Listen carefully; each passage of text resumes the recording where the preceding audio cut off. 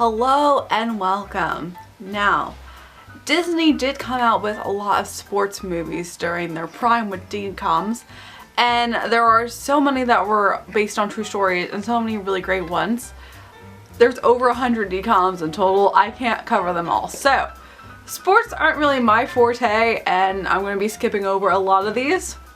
However, if any of them seem interesting, I always say check them out because they are really great. But today I wanted to focus on my favorite of our sports-centered films with Alley Cat Strike. I guess you wouldn't know it from what I wear, but my name is Alex. Alley Cat Strike was released in 2000, and if you couldn't tell by the title and the beginning, this is my entire aesthetic, and that's also why I wanted to make sure I cover it.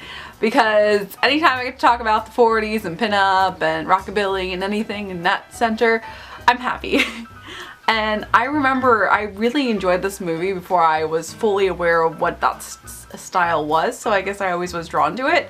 But it's really cool, and I like the look of everything. I like the atmosphere, I like the idea of bullying. However, after revisiting it, it's not as strong a story as I remember. Although it's still cool looking, it's not as memorable. We do have a all-star cast. Kaley Cuoco is one of the stars in this movie, and she's been in tons of TV shows and movies as long as I can remember. Besides this, she was really known for 8 Simple Rules, which I remember was John Ritter's show, and also Katie Siegel, who we just talked about in Smart House. That's how I know her best, from that as well, because she played the mother from that show.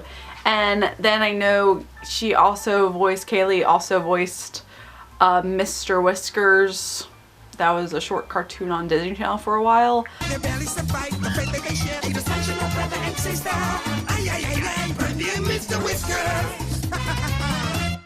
I could not get into that one, but I know that she was a prominent voice actress on that. And of course now everyone knows her as Penny from The Big Bang Theory, so. Soft kitty, warm kitty.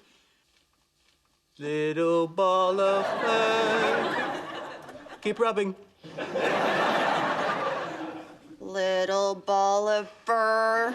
She's still super duper relevant, and it's cool to see how much she's done. And we also have Kyle Smid, who plays the main character Alex. He's really cool, and he's a cool cat for sure.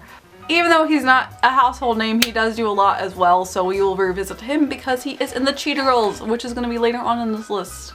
And then we also have Robert Richard, who was in Cousin Skeeter, which is a really popular Nickelodeon show. And I dig the way you move and the way you do your thing. Skeeter, keep it coming on, 'cause we love you crazy.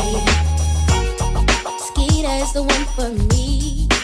So a lot of people that we are really relevant of, and we're going to be talking about again in the future.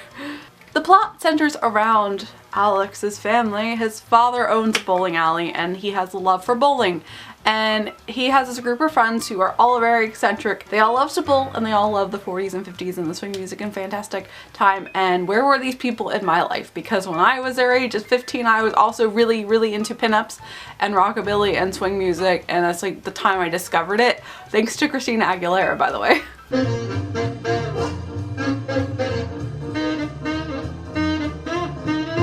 That's Ken, Elisa, Delia, and me, coming out of Nancy's old-fashioned diner.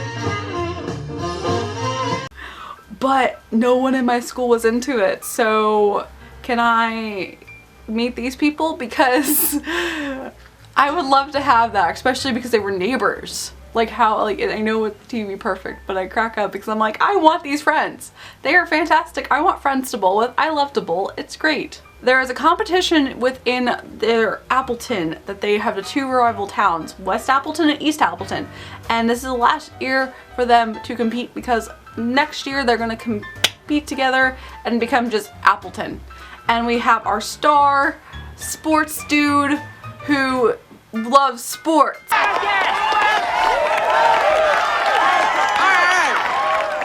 We're gonna win tonight.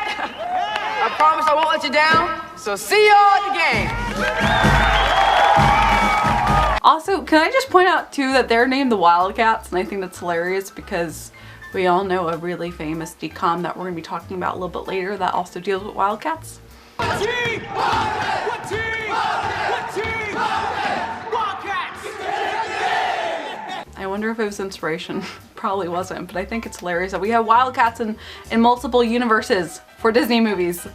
And there's a lot of adults that are making bets again. It's a huge, huge deal, but I looked up where Appleton would be compared to where in America, and I couldn't find specific, but I think it's in Wisconsin. I've been calling Fond du Lac, Oshkosh, Appleton. I didn't know they were that competitive people, but thank you. I'm not gonna get in a fight with you people from Wisconsin. Y'all hold grudges. They end up winning the basketball match, and it becomes a tie. So they're stuck trying to figure out who actually wins, because every sport they played against, they tied it up. And there's no more sports left. But no, there is a sport. There's a bowling club, and both schools have bowling teams. And therefore they have to complete with a bowling match to see who wins the apple. Todd doesn't realize he's a part of the bowling club because his friend signed him up without telling him. This is where our plot develops, and this is where things are fun. He ends up dealing with our friends and trying to learn how to bowl. It's good. I do appreciate it. It's still a really good movie, but when it comes to a story standpoint, it is a very bland story now revisiting it. The fact that you have the same plot point where it's this guy is a popular dude in school, he's too cool, but he ends up having to hang out with the losers, quote unquote called losers, although they're the coolest people there, and learning that people can get along from different walks of life and all that jazz. And then they save the bowling alley because the bowling alley was also going downhill and almost bankrupt. But because of the popularity and the Mighty Apple controversy, they were able to make it relevant again and bring business back. So that's neat. I think I like the atmosphere a lot better than the story itself. The actors are good actors. I mean, like I've mentioned, they're in everything. So they have really good actors. But when it comes to looking at it as a full circle, I like it more visually than actual storytelling.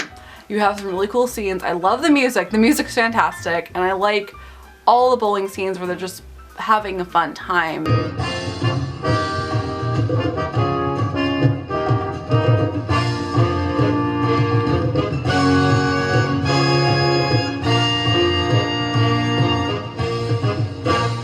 This is so cool, Dad. Look what we've done.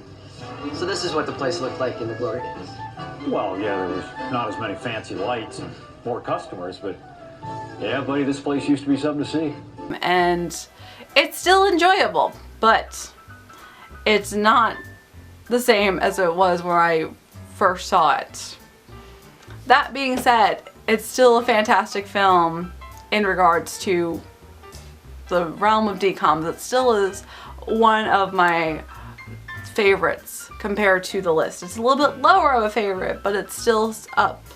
Like, I would say like maybe mid favorite here. But bowling is an interesting sport, and I love bowling as a sport, so I'm really excited they actually did make a movie about bowling, and they had a nice story to go with it, even though it is kind of a boring story to go with it now.